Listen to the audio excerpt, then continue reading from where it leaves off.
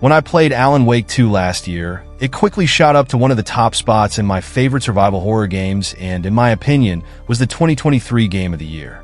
Just with that one epic chapter, which I won't spoil here, but anyone who has played it will know what I mean. It deserved all the awards. Naturally, I was thrilled to dive back into its world with the post-launch content. I really enjoyed Night Springs, the game's first expansion, but I knew that Remedy Entertainment's second and final expansion, Return to Bright Falls, would bring something special. And that's precisely what the Lake House expansion delivers, and much more. This expansion not only wraps up Alan Wake 2's story, but also strengthens the connections within Remedy's shared universe. Just as Remedy linked Control and Alan Wake 2 through expansions, the Lake House prepares players for the transition from the horrors of Alan Wake 2 to the surreal experiences awaiting in Control 2.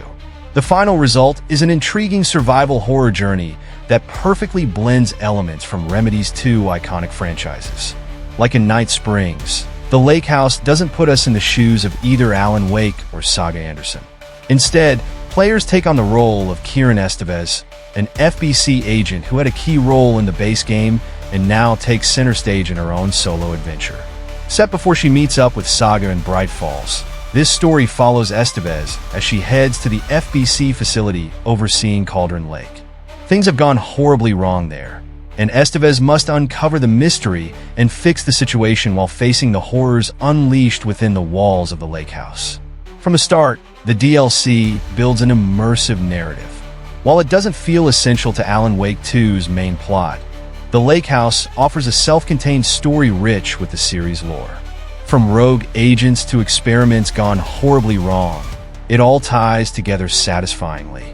Some might feel that the Lake House focuses more on expanding Remedy's universe than on Alan Wake 2, but even those less interested in Control 2 will find plenty of mystery and intrigue here. This is partly due to Remedy's solid writing, especially in its commentary on generative AI and the limitations of machine-created art. Estevez is a compelling protagonist, adding depth to the roster of playable characters.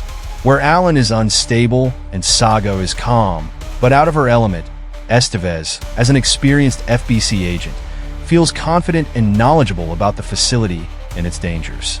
Janina Gavankir's performance brings Estevez to life impressively, completing this memorable expansion.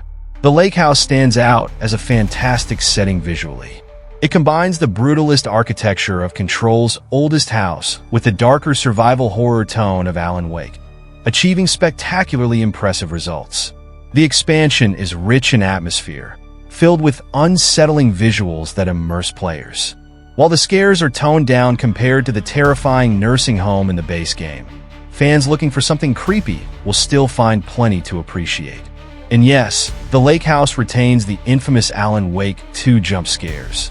Though they're more moderated compared to the main game, there are still several moments that use classic tactics to make you jump, and honestly, I didn't mind at all. Exploring the Lake House remains consistently engaging. Designed as a traditional survival horror setting, the FBC facility has you exploring multiple floors. As you meticulously examine these environments, you'll also backtrack, unlock shortcuts, and revisit familiar areas, keeping exploration rewarding. Outside of the main story, you constantly find useful resources and intriguing lore drops. That said, there might be too many notes scattered around. Though fun to read, they can sometimes slow the pace. Combat is also a key part, with familiar enemies returning in the form of the Taken. However, the second Alan Wake 2 DLC introduces a new enemy type, the Painted.